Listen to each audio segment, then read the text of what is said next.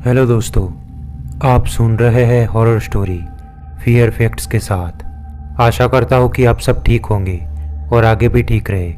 लेकिन कहते हैं ना, बुरे हादसे बताकर नहीं आते। ऐसा ही कुछ बुरा हादसा हुआ था अंकित के दादाजी के साथ। तो आइए सुनते हैं अंकित के दादाजी के साथ क्या हुआ था। दोस्तों, मेरा नाम अंकित है और ये कहानी बहुत सालों पहले की है और पुरानी भी है, क्योंकि ये कहानी मेरे दादाजी ने मुझे सुनाई थी।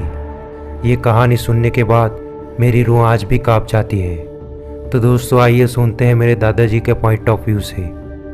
दोस्तों, ये आज की कहानी तकरीबन 25-30 सालों पहले की है, जब ऐसे मॉडर्न व्हीकल हुआ नहीं करते थे। तब सब लोग पैदल जाना ही पसंद करते थे, या फिर तो बैलगाड़ी ही उनका पहला साधन था। तो हुआ ऐसा था कि मेरे घर के आर्थिक हालात ठीक नहीं होने की वजह से मैंने तय किया कि मैं गांव के एक आदमी के खेत में काम करूंगा। उनसे मुझे थोड़े पैसे मिल जाएंगे और घर भी ठीक से चलने लगेगा। तो मैंने अब खेत में काम करना शुरू कर दिया था।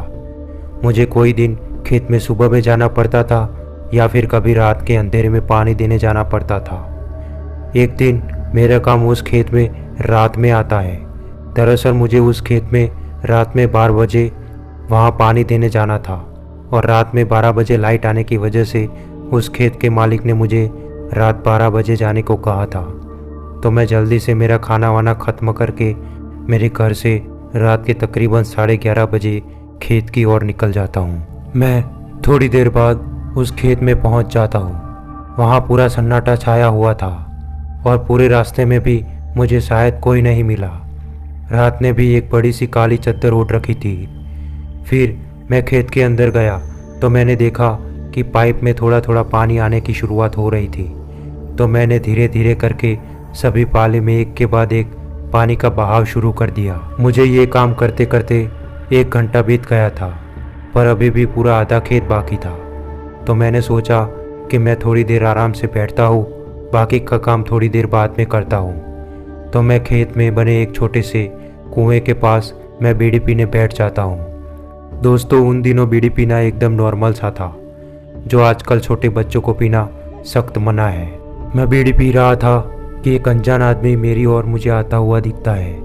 मैंने देखा कि वो आदमी सीधा मेरी तरफ ही आ रहा था।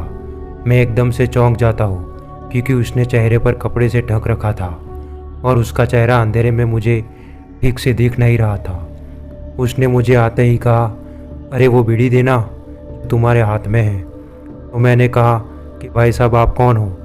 आपको पहले मैंने कभी नहीं देखा और मैंने आपको पहचाना भी नहीं। तो उसने मुझे कहा कि तुम मुझे पहचानोगे भी नहीं और पहचान भी मत कराओ, बस तुम बीड़ी दो। उस आदमी का उतना कहते ही मैंने पैकेट में से उस आदमी को दूसरी बीड़ी जला कर दे दी और वो ज़ोर ज़ोर से बीड़ी को फूंकने लगा।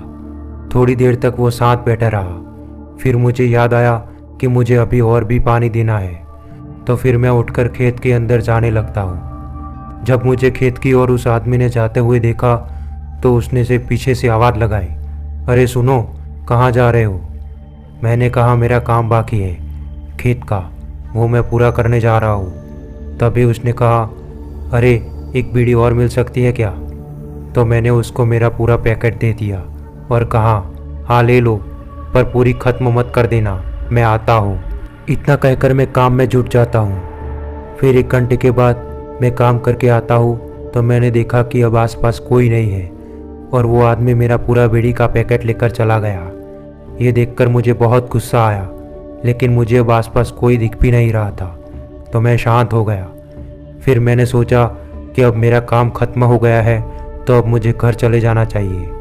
तो मैंने पानी का नल बंद करके खेत का छोटा सा गेट बंद करके बाहर निकलने लगा कि तभी मुझे पीछे से आवाज़ आती है कि अरे सुनो, मुझे एक बीड़ी दो। इतना सुनते ही मैं गुस्से से पीछे देखता हूँ कि तभी मेरा ये गुस्सा डर में बदल जाता है। मैंने देखा कि वो आदमी एकदम भयानक दिख रहा था और वो धीरे धीरे उसकी हाइट भी बढ़ रही थी। देखते ही देखते वो तकरीबन उस पेड़ की पहली डाली तक की हाइट बढ़ा चुका था। मेरी तो आंखें चकरा जाती है। मुझे पता चल गया था कि ये तो वही जीनी शक्ति है जिसके बारे में अक्सर गांव वाले बातें करते हैं, लेकिन इससे तो आज मेरा सामना भी हो जाता है।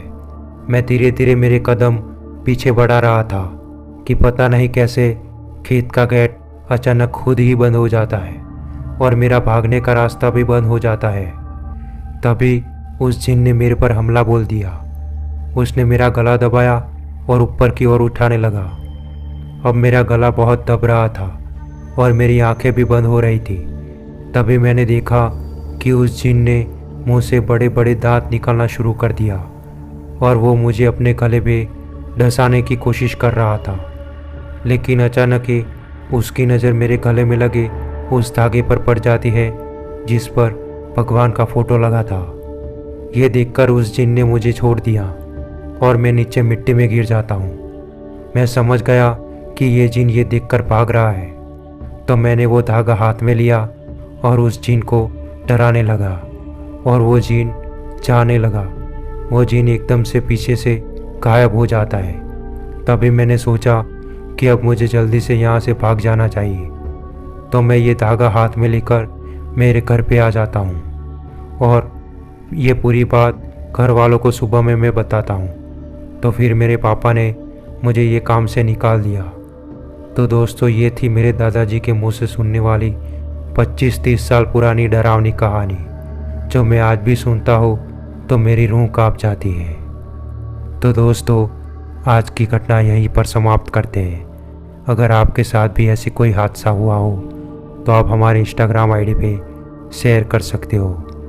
तब तक के लिए चैनल को सब्सक्राइब कर देना ताकि हमारे वीडियोस आपको सतर्क करते रहे। धन्यवाद।